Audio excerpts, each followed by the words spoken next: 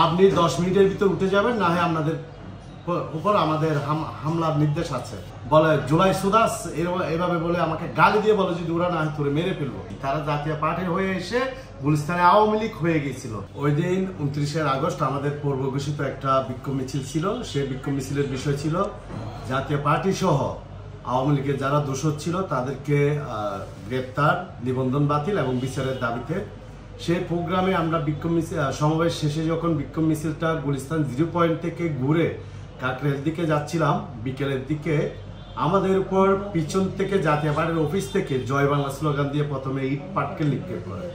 সেই ইট পাটকেল নিক্ষেপে আমাদের দলের সাধারণ সম্পাদক রাশিদ খান সহ বেশ কয়েকজন আহত হয়, যার প্রতিবাদে আমরা আবার মশাল মিছিল দিয়েছি। মশাল মিছিল যখন 8টায় শুরু হবে তখন আমরা দেখি শামীম হায়দার পাটোয়ারি, যার নির্দেশে আমাদের উপর হামলা হয়েছে, সেই সংবাদ সম্মেলন করে মিথ্যাচার করতেছে।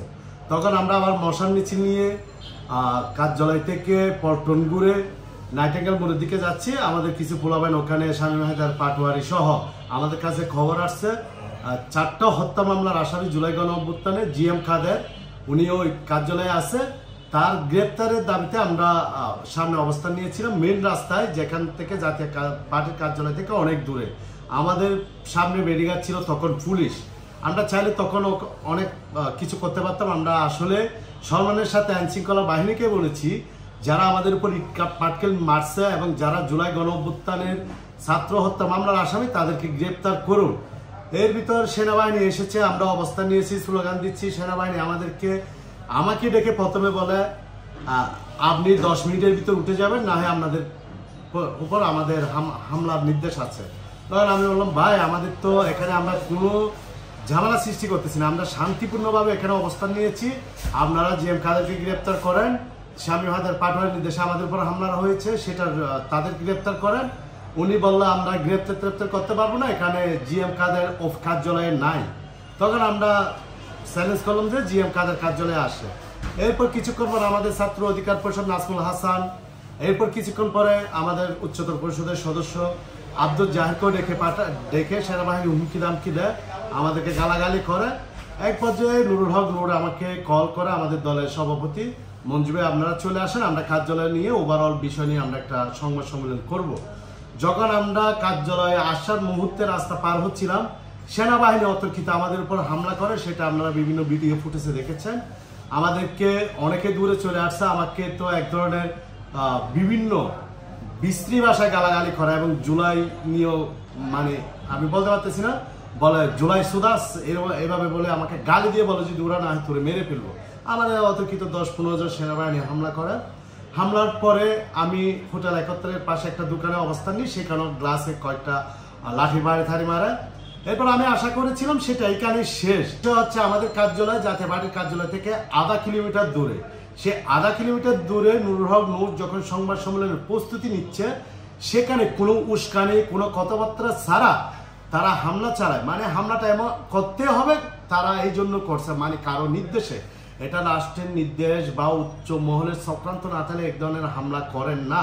নুরুল হক নূরকে জুলাই গণঅভ্যুত্থানের অন্যতম নেতা 2018 সাল থেকে 2024 সাল পর্যন্ত এই ফেসিবাদ স্বৈরাচারের বিরুদ্ধে যে আন্দোলন সংগ্রাম করেছে, বাংলাদেশের প্রত্যেকটা মানুষ তাকে চিনে। সেনাবাহিনী যারা হামলা করেছে, এমনকি পল্টন থানার ওসি সাহেবও তাদের সাথে ছিল। ওসি সাহেবও তো নুরুল হক নূরকে চিনে, অন্তত তাদেরকে হামলা থেকে বিরত রাখতে পারত। তা না করে কিভাবে বেধড়ক মারছে, কিভাবে পিটিয়েছে, আমরা যেটা স্পষ্ট এবং বুঝেছি। এবং রাষ্ট্রের স্বরাষ্ট্র উপদেষ্টা এখন পর্যন্ত নিশ্চুপ, সে একটা বিবৃতি পর্যন্ত দেয়নি, সরকার থেকে কোনো বিবৃতি দেয়নি। হয়তো গতকালকে একটা তদন্ত কমিটি করার ঘোষণা দিয়েছে, একটা বিবৃতি পর্যন্ত দেয়নি যে তাকে কি কারণে হামলা করেছে, কেন হামলা করেছে। হামলাটা আমরা যতটুকু বুঝতে পারছি জুলাই গণঅভ্যুত্থানের শক্তিকে দুর্বল করার জন্য এবং নুরুল হক নূরকে সহ যারা ছাত্র যুব গণনেতৃবৃন্দ আছে জুলাই গণঅভ্যুত্থানের নেতৃত্বে তাদের হত্যার উদ্দেশ্যে এই হামলাটা পুলিশ এবং সেনাবাহিনী আমাদের উপর চালায়। এবং আমি শুধু সেটা না, কার্যালয়ের নিচে হামলার পরে আমাদের কার্যালয় ভাঙচুর করে। আমাদের কার্যালয়ের ভিতরে এটা সামনের পাশে হচ্ছে বিপির রুম, সেখানে সে বসে, তার পাশে একটা ওয়াশরুম আছে, ওয়াশরুমের ভিতর 5 জন অবস্থান নিচ্ছে, তাদেরকেও সেনাবাহিনী বেধড়ক পিটায়। 3 তলা থেকে 4 তলা পর্যন্ত দূরে দূরে পিটায়। এভাবে একটা রাষ্ট্র, এভাবে একটা বাহিনী এভাবে একটা জাতীয় নেতার উপর, দলের প্রধানের উপর, যে কিনা যার রক্তের উপর, যাদের রক্তের উপর এই সরকার বসে আছে, তাকে এভাবে পিটানো, এটা কিন্তু ছোটখাটো বিষয় না, একটা বড়সড় একটা চক্রান্তের অংশ। আমার বক্তব্যটা প্রথমে খেয়াল করলে শুনবেন, ওদিনও আমি বলেছি, যেদিন 29শে আগস্ট আমরা বলেছি আমাদের মিছিলে জাতীয় পার্টির অফিস থেকে জয় বাংলা স্লোগান দিয়ে এই পাটকেল নিক্ষেপ করে। জাতীয় পার্টির ওদিন প্রোগ্রাম ছিল কয়েকদিন আগে, সে প্রোগ্রাম থেকে গিয়ে গুলিস্তানে আওয়ামী লীগ মিছিল বের করেছিল, সেটা আপনারা দেখেছেন, বিশাল মিছিল। তারা জাতীয় পার্টির হয়ে এসে গুলিস্তানে আওয়ামী লীগ হয়ে গেছিল। এখন শুধু জাতীয় পার্টির নামটাই আছে, আর লোকবল, কার্যক্রম, মানসম সবে হচ্ছে আওয়ামী লীগকে জাতীয় পার্টি হয়ে আওয়ামী লীগ দেশে প্রবেশ করেছে, ইতিমধ্যে করে ফেলছে। সরকার তাদের প্রতি যে নমনীয়তা দেখাচ্ছে, এটা সরকারের জন্য খারাপ। এবং জুলাই গণ অভ্যুত্থান শক্তির উপরে, এবং জুলাই গণ অভ্যুত্থানে যারা শহীদ হয়েছে, 2000 শহীদ, 30,000 আহত, তাদের রক্তের সাথে বেয়ামানি। জাতীয় পার্টিকে যদি নিবন্ধন বাতিল করা না হয়, এবং নুরুল হক নূরের উপর যে হামলাটা হয়েছে, নৃশংস হামলা, নেতাকর্মীদের উপর যে নৃশংস হামলাটা হয়েছে, তার বিচার যদি না হয়, জিএম কাদের, মুজিবুর হক চুন্নু, তারা হত্যা মামলার আসামি, তাদেরকে গ্রেপ্তার করা না হয়, এটা জুলাই গণ অভ্যুত্থানের সাথে সরকার সরাসরি বেয়ামানি করবে। মনে হচ্ছে আমরা তাই স্পষ্ট বলেছি, কার নেতৃত্বে হামলাটা হয়েছে। ব্রিগেডিয়ার শামস, উনি নুরুল হক নূরকে একাধিকবার হুমকি দিয়েছে জাতীয় পার্টির বিষয়ে কথা না বলার জন্য এবং জাতীয় পার্টির বিষয়ে চুপ থাকার জন্য। নুরুল হক নূর বলেছে, নুরুল হক নূর আপনাদের মনে আছে 5 আগস্ট যখন শেখ হাসিনা বের হয়ে চলে গেছিল, 6 আগস্ট সে জেল থেকে বের হয়ে প্রথম যে বক্তব্যটা দিয়েছে, সেখানেও বলছে জাতীয় পার্টি সহ আওয়ামী লীগের যারা দোষর ছিল, স্বৈরাচার, যারা আওয়ামী লীগকে স্বৈরাচার বানিয়েছে, তাদের নিষিদ্ধ করতে হবে। আমরা একাধিকবার প্রোগ্রাম করেছি, কর্মসূচি করেছি, জাতীয় পার্টি সহ 14 দল নিষিদ্ধের দাবিতে। আমরা নির্বাচন কমিশনে স্মারকলিপি দিয়েছি, প্রধান উপদেষ্টার কার্যালয়ে স্মারকলিপি দিয়েছি। আমরা একাধিকবার বিক্ষোভ মিছিল করেছি জাতীয় পার্টির নিষিদ্ধের ব্যাপারে। তো এখন জাতীয় পার্টির ব্যাপারে যে ব্রিগেডিয়ার শামস স্পষ্ট আমাদেরকে হুমকি দিয়ে বলছে কোনো ব্যবস্থা না নিতে। ওই দিন যে যার নেতৃত্বে হামলাটা হয়েছে, লেফটেন্যান্ট সম্ভবত রকিব, ওনার নেতৃত্বে হামলাটা বেশিরভাগ হয়েছে। উনি এত বেশি উগ্র ছিল, আমরা নাম সহ বলছি।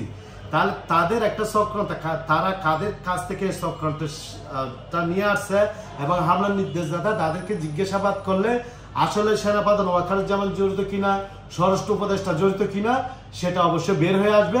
তবে আমি বলবো, যেহেতু সেনাবাহিনীর হত্যাকর্তা হচ্ছে ওয়াকার সাহেব, ওয়াকারুজ্জামান এই হামলার দায়ভার এড়াতে পারে না।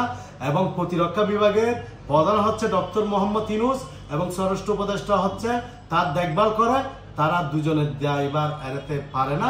অতএব এই হামলা যথাযথ আমরা সুষ্ঠু তদন্তের মাধ্যমে বিচার চাচ্ছি।